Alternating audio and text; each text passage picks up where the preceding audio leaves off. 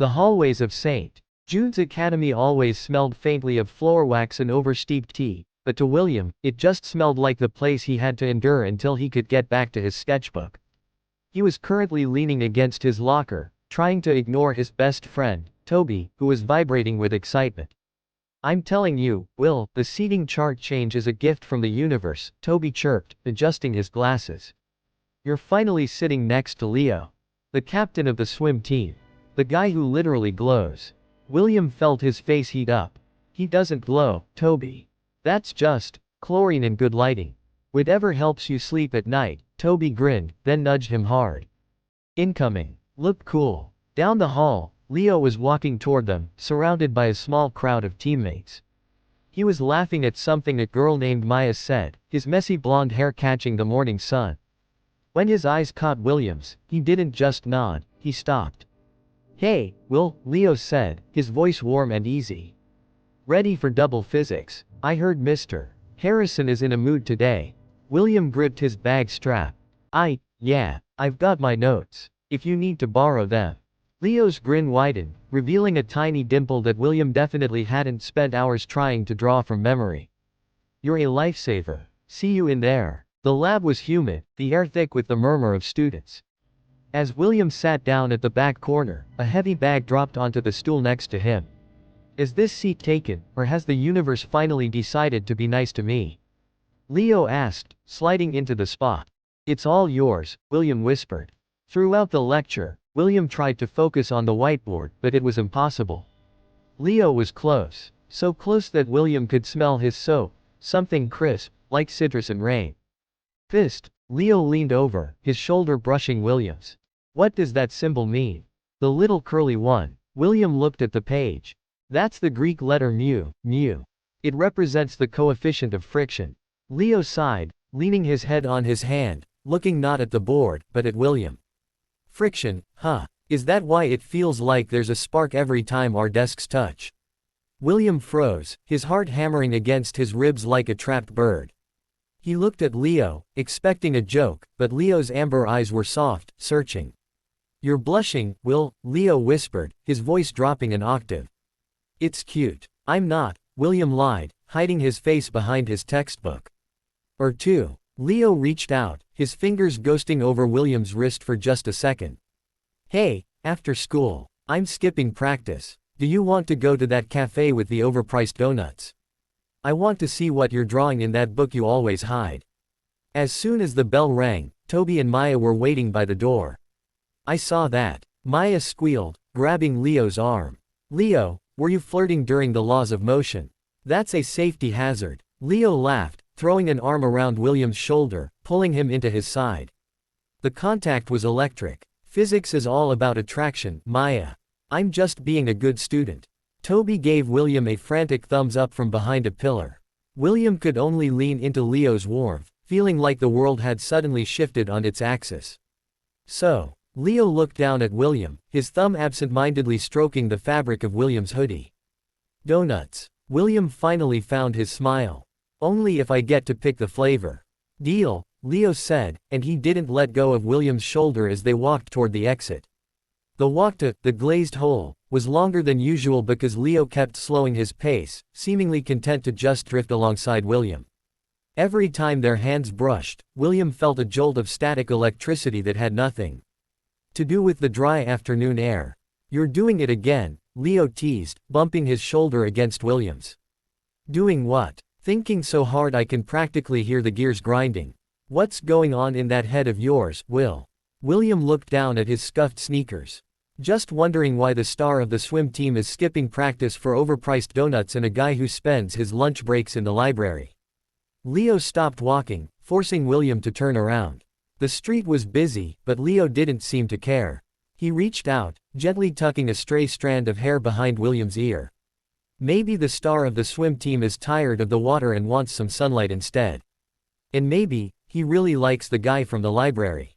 William's breath hitched. Before he could respond, a loud honk interrupted them. "Get a room, bird live." They turned to see Toby leaning halfway out of his older sister's car window, grinning like a maniac while Maya filmed the whole thing on her phone from the passenger seat. "Toby, go away." William yelled, his face turning a shade of crimson that rivaled a sunset. We're just heading to the library to study. Maya shouted back, making air quotes. Don't do anything we wouldn't do. Actually, do everything we wouldn't do. Bye. As the car sped off, Leo burst out laughing. Your friends are terrifying. I like them. The cafe was cozy, filled with the scent of roasted beans and yeast. They sat in a velvet booth in the far corner, a plate of strawberry frosted donuts between them.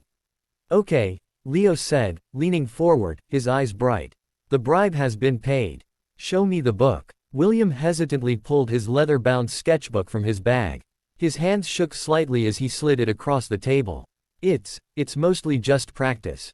Don't laugh. Leo opened the cover with a reverence that surprised William.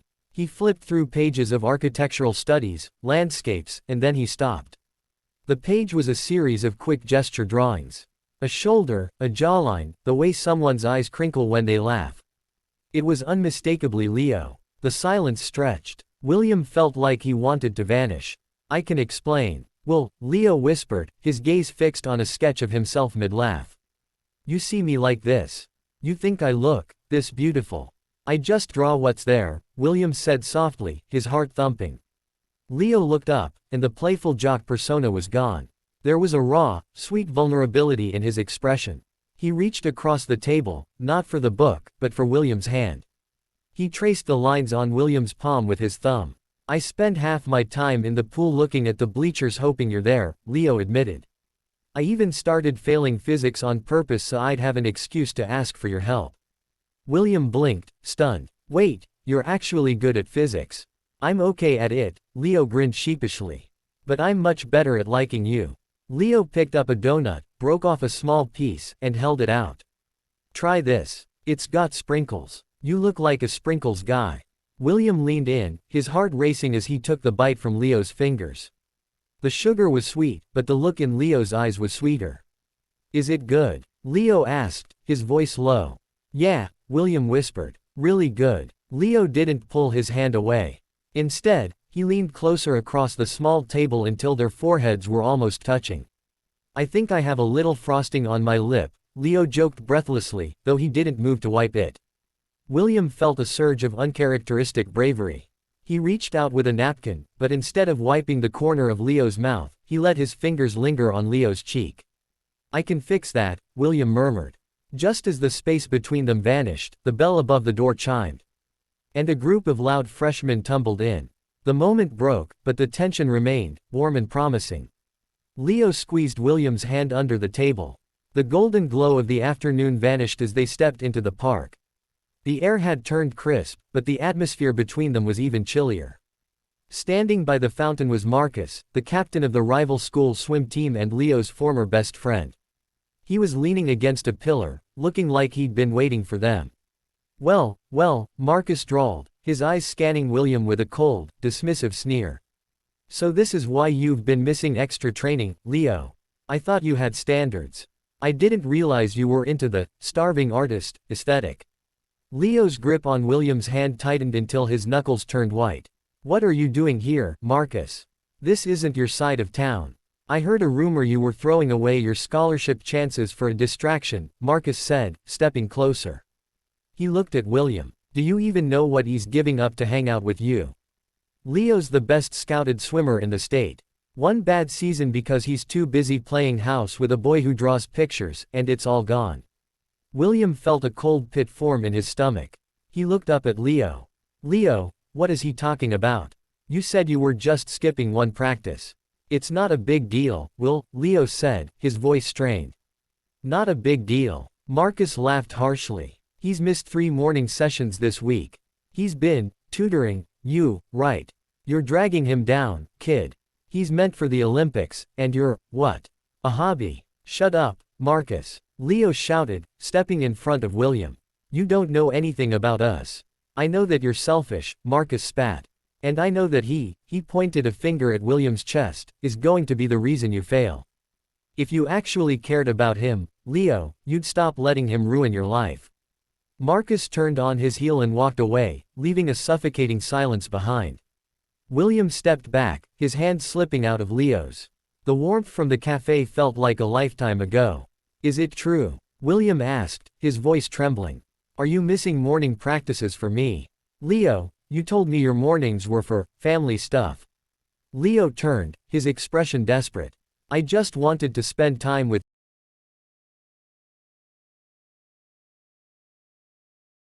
I knew you'd do this, you'd get all guilty and push me away. Because it's your future, Leo. William's eyes filled with hot, angry tears. You lied to me. You made me feel like this was some fairy tale, but I'm just a distraction that's going to cost you everything. I can't be that person. You're not a distraction. Leo grabbed William's shoulders, his voice cracking. You're the only thing that makes me feel like more than a stopwatch. I hate the pool, Will. I hate the pressure. Being with you is the only time I can breathe. But you're lying to everyone, William sobbed, wiping his eyes with his sleeve. You're lying to your coach, your parents, and you lied to me. How am I supposed to trust you if our whole relationship is built on you sabotaging yourself? From behind a nearby oak tree, Toby and Maya had been watching, their faces pale. They had followed to be supportive, but the mood had turned dark. We should go over there, Toby whispered, looking worried. Will looks like he's about to break. No, Maya held him back, her eyes sad. This isn't a funny moment, Toby. Leo's been under too much pressure for too long, and William hates being the cause of anyone's trouble. They have to fix this. Back at the fountain, William shook his head, backing away. I can't do this today, Leo, William whispered. Will, please. Leo reached out, his face etched with a look of pure agony. Don't walk away. We were just about to. I was going to tell you how much I go to practice, Leo, William interrupted, his heart shattering.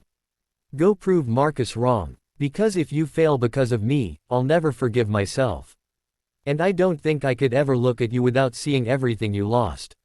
William turned and ran, his sketchbook clutched to his chest. He didn't look back, even when he heard Leo call his name, a broken sound that echoed through the empty park. Leo stood alone by the fountain, the star of the school, looking more lost than he had ever been in his life. The silence following the park confrontation lasted 3 agonizing days.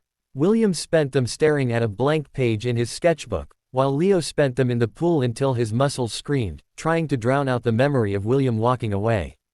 It was Toby who finally cracked. He cornered Leo in the locker room after practice, looking uncharacteristically serious. He hasn't eaten his lunch in 3 days, Leo, Toby said, crossing his arms. And you look like a ghost. This noble sacrifice thing. It's stupid. Will doesn't want you to fail, but he also doesn't want to be a secret you're ashamed of. Leo looked up, his eyes bloodshot from the chlorine. I'm not ashamed of him. I was just scared he'd think I was too much trouble. Then go tell him that, Toby sighed. And for heaven's sake, wear something that isn't a damp tracksuit. William was in the school's old Victorian greenhouse, the only place quiet enough for him to hide. He was startled when the heavy glass door creaked open. Leo stood there, drenched, not from the pool, but from a sudden afternoon downpour. He held a crumpled piece of paper in his shaking hand. Leo, what are you doing here? William stood up, his heart doing a painful somersault. I went to my coach, Leo said, his voice raw. And my parents. I told them I was burnt out. I told them I'm still swimming, but I'm doing it on my terms. No more skipping, but no more letting it consume my entire life.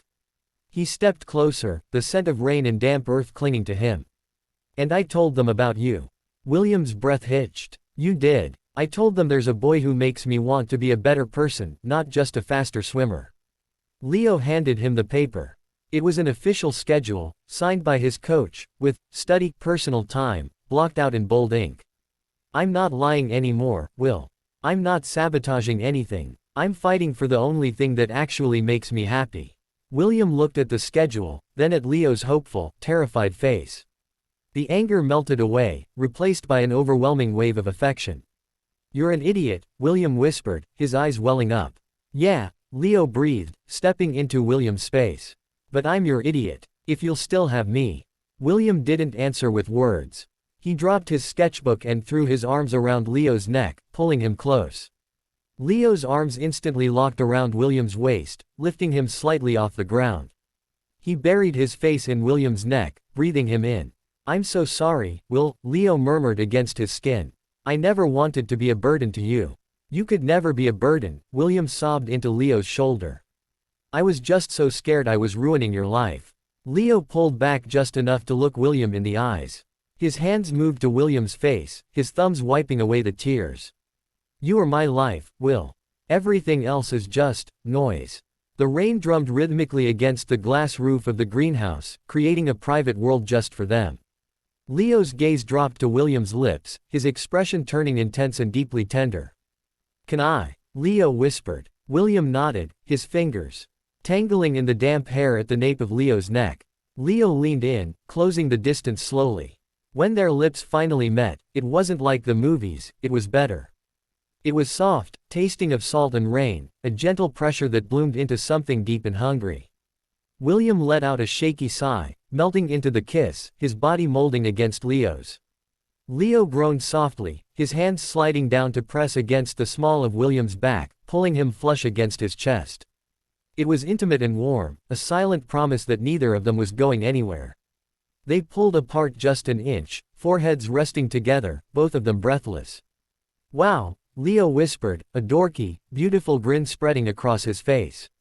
Physics was right. That was definitely a lot of energy. William laughed, a bright, bubbly sound that filled the greenhouse. Shut up, Leo. Make me, Leo challenged softly, leaning back in for another kiss. Outside, Maya and Toby were watching through the glass, huddled under a shared umbrella.